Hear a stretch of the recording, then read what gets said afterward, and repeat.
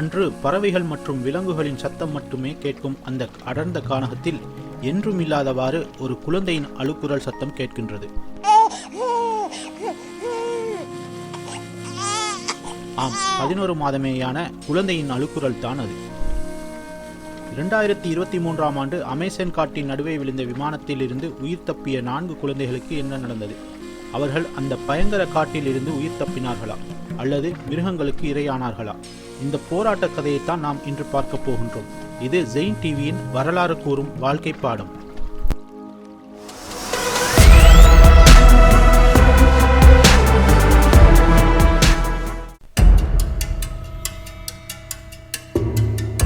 இரண்டு வாரங்களுக்கு முன்பு இரத்த காயங்களுக்குள்ளாகும் அளவுக்கு கணவன் அவளை போட்டு அடித்திருந்தான். உன் மனைவியின் மீது மறுபடி நீ கை வைத்தால் நடக்கிறதே வேறு என்று கெரில்லா ஆயுத குழுவினரின் அச்சுறுத்தல் காரணமாக கொஞ்ச நாட்களாக அவன் மனைவியின் மீது கை வைத்திருக்கவில்லை. ஆனால் அது தொடர இல்லை. மீண்டும் ஒரு நாள் மனைவியை போட்டு அடித்து விட்டான். எங்கே தனது உயிருக்கு ஆபத்து வந்து விடுமோ என்று பயந்து இரவோடிரவாக அமேசான் பூர்வகுடிகளின் குடியேற்ற பகுதியிலிருந்து தனது சொந்த இடமான நகர்ப்புறத்துக்கு படகில் தப்பிச் சென்று விடுகிறான் மெனுவெல்.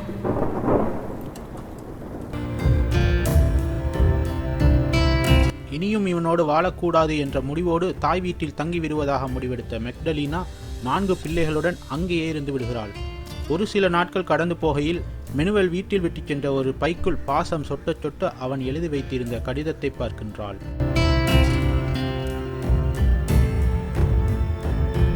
அவனுடனான நரக வாழ்க்கை மறந்து அவளுக்குள் மீண்டும் காதல் அரும்ப தொடங்குகிறது.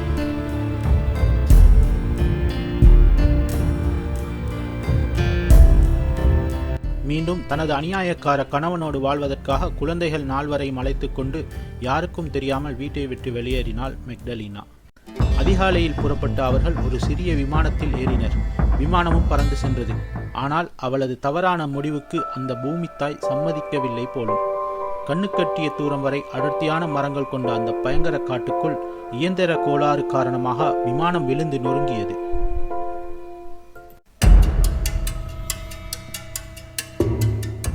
எவ்வளவு நேரம் சென்றது என்று தெரியவில்லை. ஆனால் நீண்ட நேரம் கழித்து 13 வயது மூத்தவள் லெஸ்லிக்கு மயக்கம் தெளிந்தது. கண் விழித்து பார்க்கின்றாள். கால் சிக்கி இருந்தது.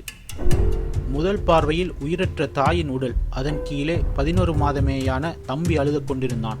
அவளது தலையில் பலத்த அடிபட்டு இன்னமும் இரத்தம் வடிந்து கொண்டிருந்தது. இந்த கொடூர விபத்து மெக்டலினாவையும் விமானியையும் காவு கொண்டு விட்டது. இப்போது அனகொண்டாக்களும் ஜகுவார்களும் பெரும் பிணம் தின்னி வல்லூர்களும் இன்னும் எத்தனையோ பயங்கரமான மிருகங்களும் விஷப்பாம்புகளும் இருக்கும் மனிதனின் கால்படாத இந்த அமேசான் மலைக்காட்டுக்கு நடுவே 4 பிஞ்சு குழந்தைகளை தனியாக தத்தளிக்க விட்டிருந்தது.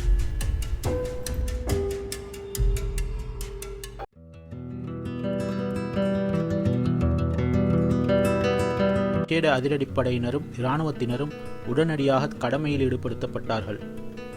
அதே நேரம் மெக்டலினாவின் கணவன் மெனுவெலும் பூர்வகுடிகளில் இருந்த தனது நண்பர்கள் சிலரது உதவியுடன் தேடுதல் நடவடிக்கையில் இறங்கினான். ஒரு பக்கம் மெனுவெலும் பூர்வகுடிகளும் படகில் தேடுதலை ஆரம்பிக்க, இன்னொரு பக்கத்தில் விமானத்தின் பயணப்பாதையை கணித்து நடுக்காட்டில் ஹெலி மூலமாக விசேட படையினர் தேடுதலை ஆரம்பித்திருந்தார்கள்.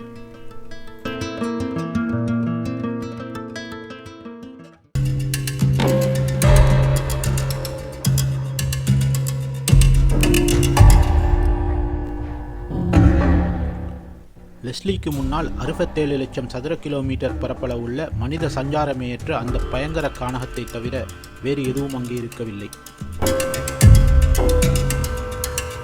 யாரேனும் தம்மை காப்பாற்ற வருவார்கள் என்ற நம்பிக்கை காரணமாக விபத்து நடந்த இடத்துக்கு சிறிது தள்ளி இலைக்குலைகளால் ஒரு தரை விரிப்பை தயார் செய்தால் லெஸ்லி. அங்கே இருந்து விடுகிறாள். 1-2 நாட்கள் செல்கின்றன. அமேசான் மலைக்காட்டுக்குள் தண்ணீருக்கு பஞ்சம் இருக்கவில்லை. ஆனால் உணவுக்கு என்ன செய்வது? இனியும் இந்த இடத்தில் இருந்தால் சாவதை தவிர வேறு வழி இல்லை என்று நடக்க முடியாத காலோடும் இன்னும் 3 பிஞ்சு உயிர்களோடும் எங்கு போவதென்று தெரியாத அந்த பயங்கர பயணத்தை ஆரம்பிக்கின்றாள் லெஸ்லி.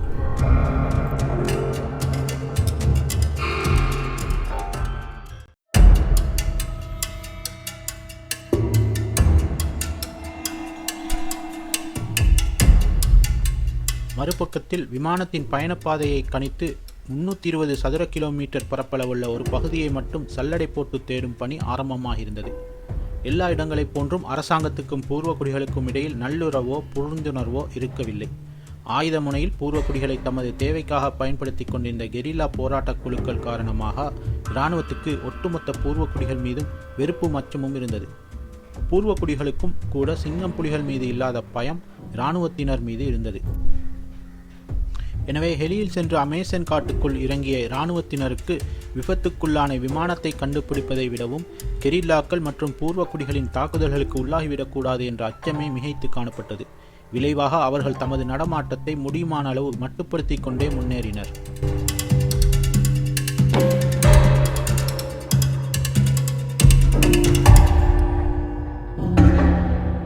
அதேவேளை பூர்வக்குடிகளுக்கு கானகம் அவர்களது வீடு போன்று பரிச்சயமாக இருந்தது. எனவே அவர்கள் வல்லூர்களை பின்தொடர்ந்து சென்றார்கள். ஓரிடத்தில் இராணுவத்தினரும் பூர்வக்குடிகளும் வந்து சேர்ந்து விடுகிறார்கள். அதில் இருந்த ஒரு இராணுவ வீரருக்கு பூர்வக்குடிகள் சிகிச்சை செய்த போது இராணுவத்தினர்களுக்கும் பூர்வக்குடிகளுக்கும் இடையில் இருந்த பகை கரைந்து சென்றது. அவர்கள் இப்போது இணைந்து தேடத் தொடங்கினர். அவ்வாறு தேடிக்கொண்டு செல்லும் வழியில் அவர்கள் விமான சிதைவை கண்டுபிடித்தனர். ஆனால் குழந்தைகள் அங்கு இருக்கவில்லை.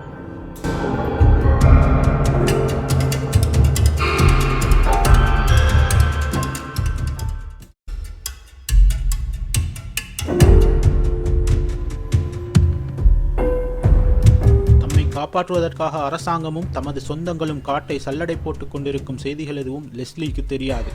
நடக்க முடியாத காலோடு ஒரு கம்பில் ஊன்றி இழுத்துக்கொண்டு குழந்தையையும் சுமந்து கொண்டு தம்பி மற்றும் சகோதரியுடன் அவளது பயணம் தொடர்ந்தது. அந்த அடர்ந்த கானகத்துக்குள் அவர்கள் அதுவரை உயிர் பிழைத்ததற்கு அதிர்ஷ்டம் மட்டும் காரணமாக இருக்கவில்லை.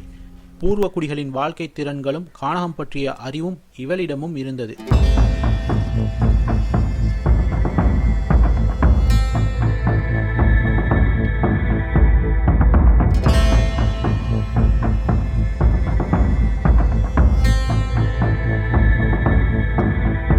இப்போது பசி. ஓரிடத்தில் குரங்கு கூட்டம் ஒன்று மரத்துக்கு மரம் தாவிச் செல்வதை காண்கிறாள். உடனே குரங்குகளை பின்தொடர்ந்து செல்கின்றாள். அங்கு அவளுக்கு அறிமுகமான பழங்கள் உள்ள மரங்கள் இருக்கும் இடத்துக்கு குரங்குகள் அவளுக்கு வழிகாட்டின. அந்த பழங்கள் இருக்கும் இடத்திலேயே சில நாட்கள் இருந்து விடுகிறாள். பின் மீண்டும் பயணம் தொடர்ந்தது. களைப்பு மேலிட்டால் இலைக்குலைகளை பறித்து கம்புகளை உடைத்து ஒரு கூடாரம் அடித்து எல்லோரையும் தங்க வைப்பாள். மூவரையும் தூங்க வைத்துவிட்டு காவல் காப்பாள். எத்தனை பயங்கர மிருகமாக இருந்தாலும் கூட அவை வெளிச்சத்துக்கு பயம் என்ற அறிவு அவளிடம் இருந்தது.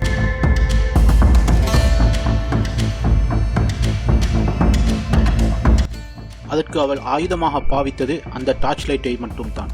அதில் சார்ஜ் தீர்ந்து விடாமல் கவனமாகவும் பார்த்து கொண்டாள்.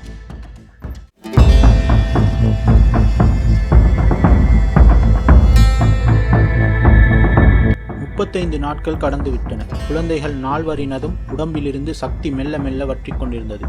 இவர்களை விட்டுவிட்டு நான் மட்டும் போய்விடலாமா என்ற எண்ணம் கூட லெஸ்லிக்கு வேர்விட ஆரம்பித்தது.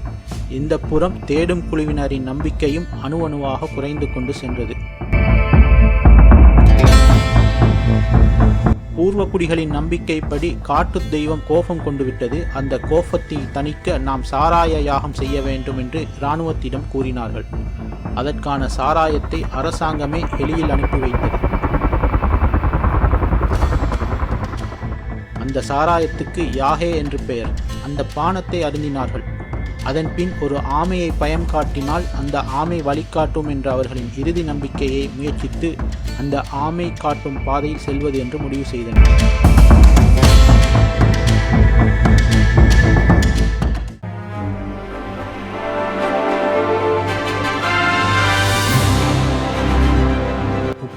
நாட்கள் முடிந்துவிட்டது. ஒரு இராணுவ வீரரின் காலில் ஏதோ தட்டுப்பட பார்த்தால் ஒரு சிறிய பால் போத்தல், அதையும் தொடர்ந்து செல்ல ஒரு சிறிய கால் தடம், அல்லது தெய்வீக தரிசனம் என்று கூட சொல்லலாம்.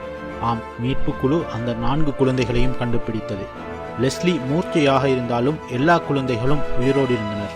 இது வெறும் மீட்பு கதை அல்ல, ஒரு 13 வயது சிறுமியின் தன்னம்பிக்கை மற்றும் விடாமுயற்சியின் கதை. 2023 கொலம்பியாவின் அமேசனில் நடந்த லெஸ்லி மற்றும் அவரது சகோதரர்களின் உயிர் தப்பிய சம்பவம் மனித நம்பிக்கையின் சின்னமாக இன்றும் விளங்குகிறது. 13 வயதேயான ஒரு சிறுமி தன்னலமாக சிந்திக்காமல் தனது சகோதரர்களையும் காப்பாற்றி நமக்கு எல்லாம் ஒரு பாடத்தை கற்றுத்தருகின்றாள். நாமும் நமது குழந்தைகளை இது மாதிரியான ஒரு தைரியமான குழந்தையாகவும் வாழ்க்கைக்கு தேவையான உயிர் பிழைக்கும் கலைகளை அவர்களுக்கு கற்றுக் கொடுத்தும் வாழ பழக்குவோம். இதுபோல இன்னொரு வரலாற்றுச் சம்பவத்துடன் மீண்டும் சந்திப்போம்.